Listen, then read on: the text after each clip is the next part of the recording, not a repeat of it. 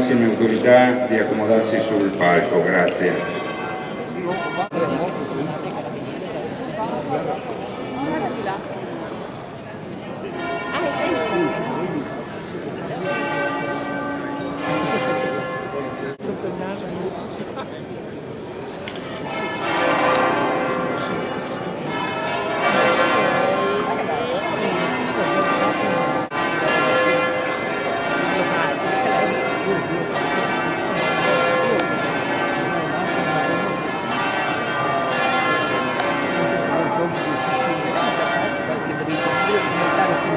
Oggi, in Piazza dei Signori, alla presenza di autorità civili, militari, religiose e delle associazioni combattentistiche e d'arma, si celebra il 67° anniversario di fondazione della Repubblica Italiana.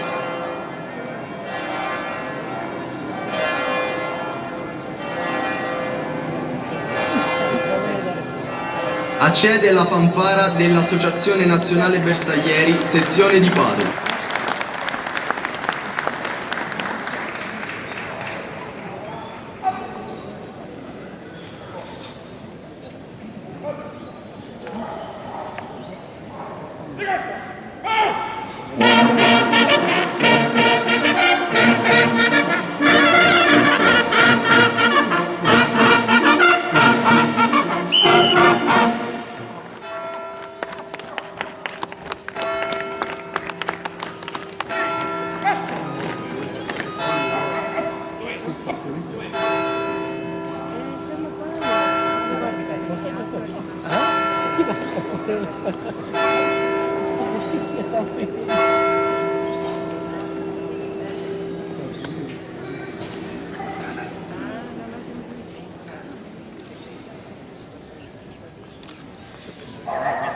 I reparti militari e dei corpi armati dello Stato e i nuclei che rappresentano le associazioni locali prendono posizione nello schieramento.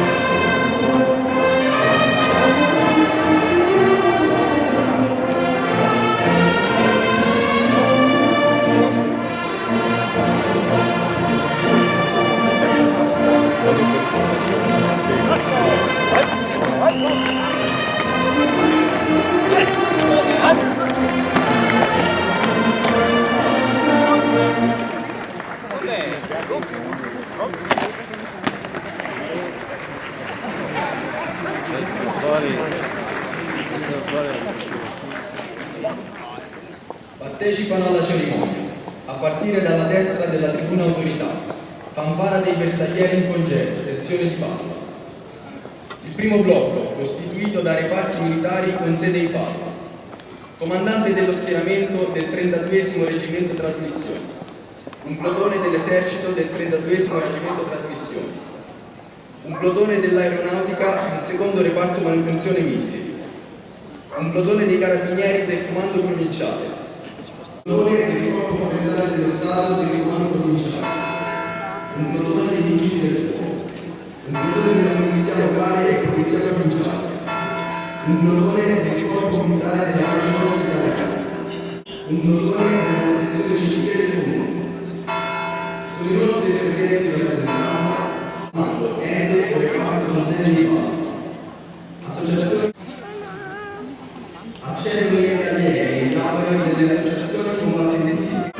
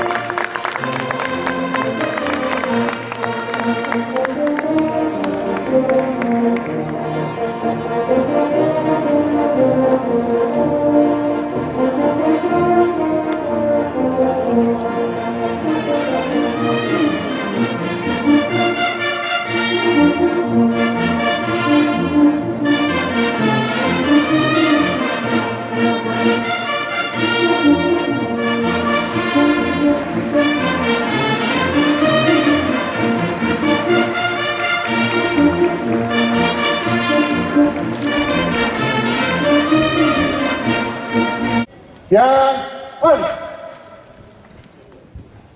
Reparti, riposo. Presentate, avanti. Onore al prefetto.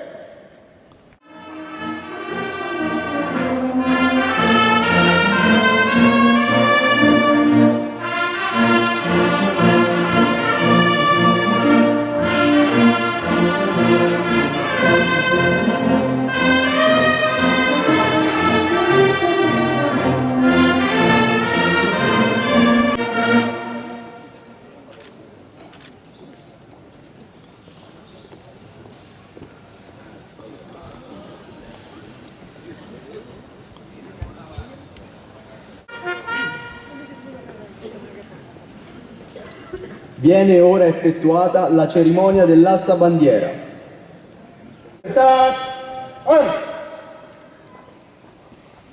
Alza bandiera!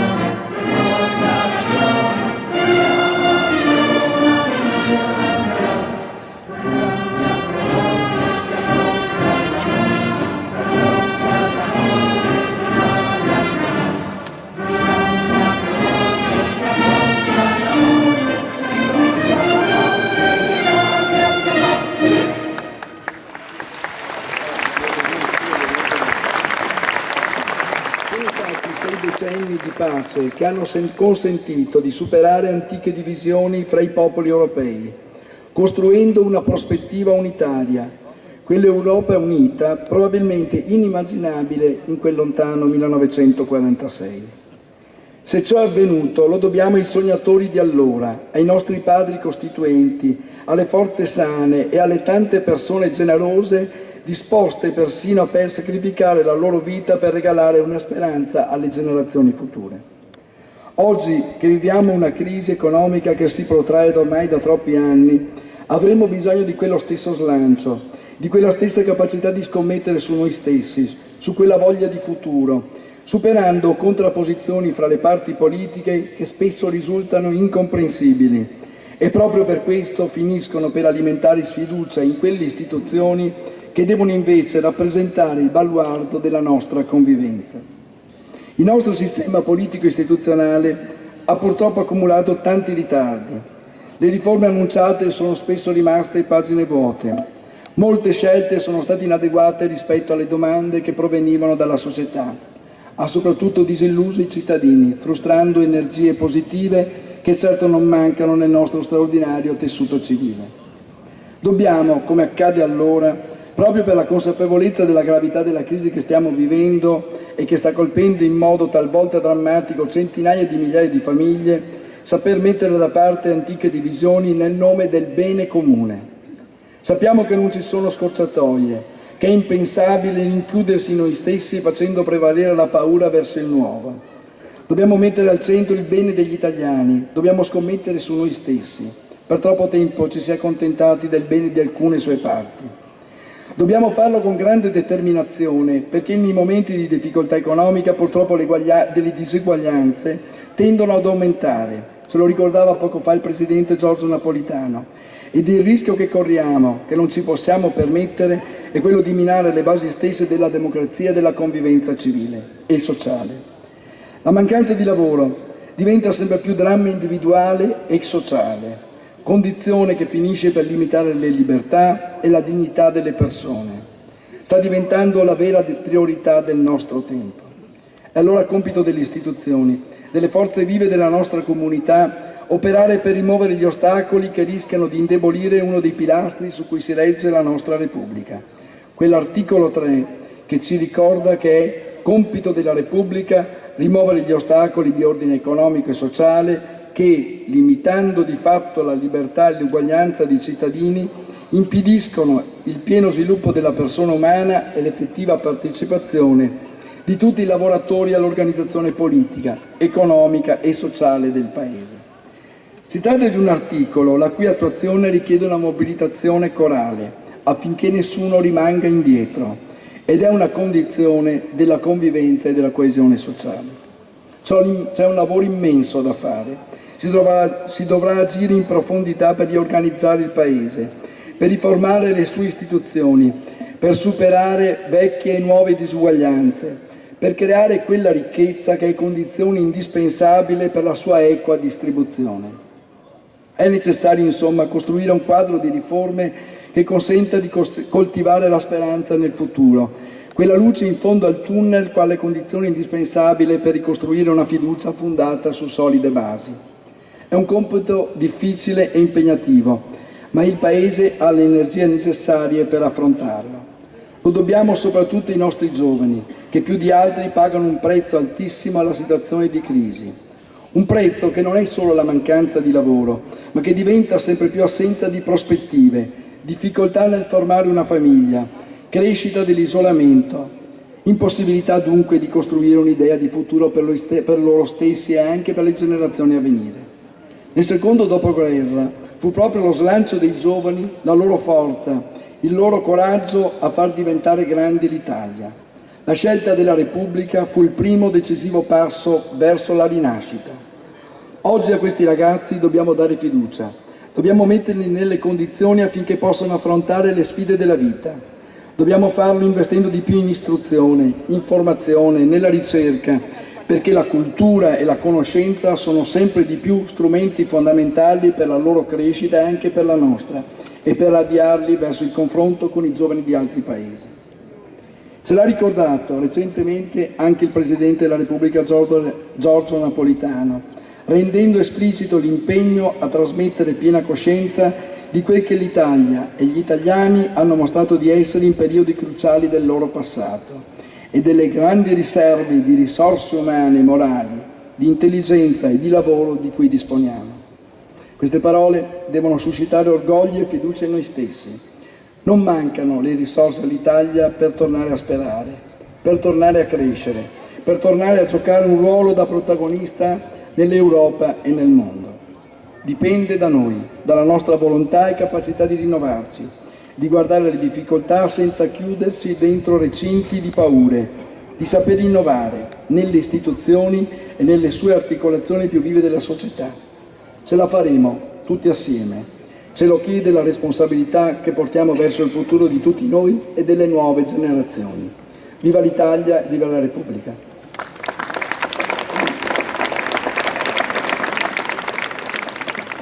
Autorità, sindaci, cittadini.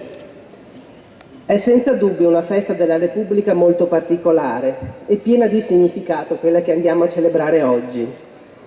La storia politica recente è culminata col secondo mandato di Giorgio Napolitano, che ha coraggiosamente accettato un compito difficile, indicando a tutti l'esempio di che cosa significhi senso dello Stato e amore per le istituzioni.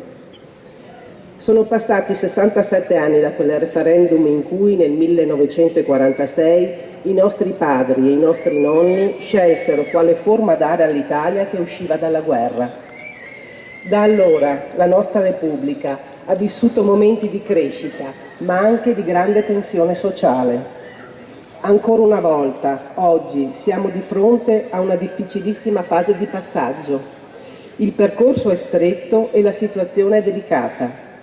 Però credo fortemente che da ogni situazione di crisi possa nascere nuove opportunità, possono nascere nuovi valori e una società rinnovata. La direzione ce l'ha chiaramente indicata anche nel suo discorso di insediamento al Capo dello Stato.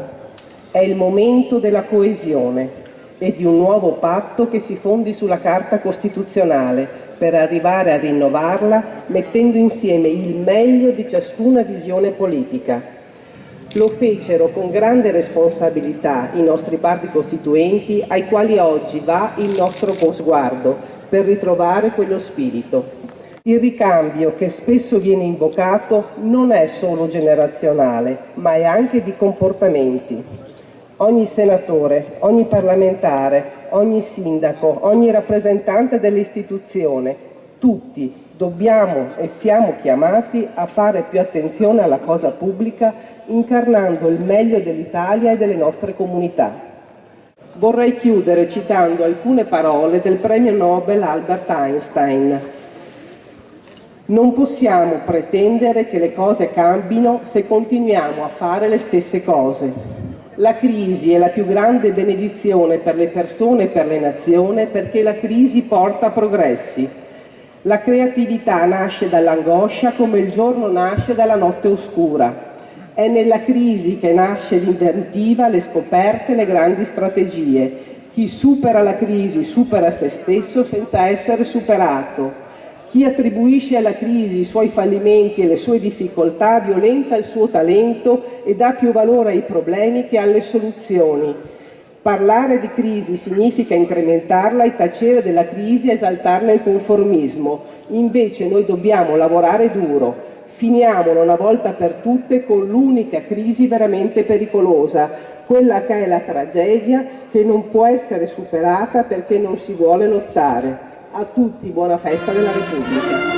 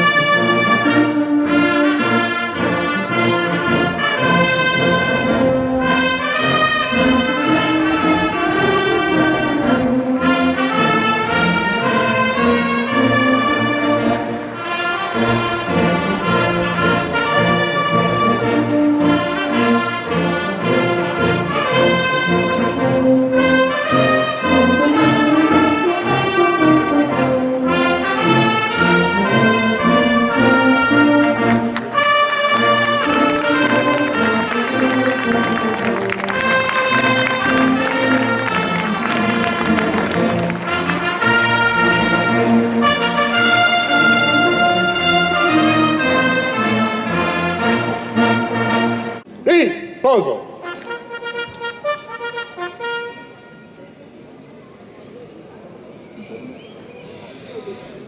Con il deflusso della fanfara dell'Associazione Nazionali Bersaglieri, sezione di Padova, e dei reparti, a termine la cerimonia del 67° anniversario della Costituzione della Repubblica. Si prosegue con la consegna, da parte del prefetto, delle onorificenze al merito della Repubblica Italiana presso il cortile di Palazzo Moroni, alla quale seguirà il concerto della Civica Orchestra di Fiati di Padova. Si ringraziano le autorità, le rappresentanze, le associazioni e in particolare i rappresentanti dell'Ente Nazionale Sordi, per i quali il Comune di Padova ha predisposto la presenza di un interprete della lingua italiana dei segni. Si ringrazia la cittadinanza per essere intervenuta.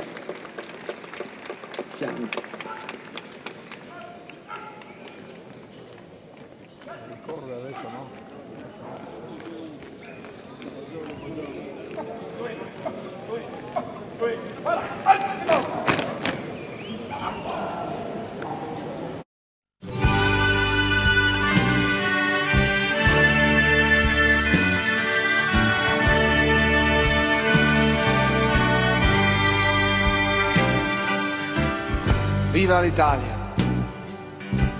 l'Italia liberata, l'Italia del valzer e l'Italia del caffè, l'Italia derubata e colpita al cuore. Viva l'Italia, l'Italia che non muore. Viva l'Italia, presa a tradimento, l'Italia assassinata dai giornali e dal cemento. L'Italia con gli occhi asciutti nella notte scura. Viva l'Italia, l'Italia che non ha paura.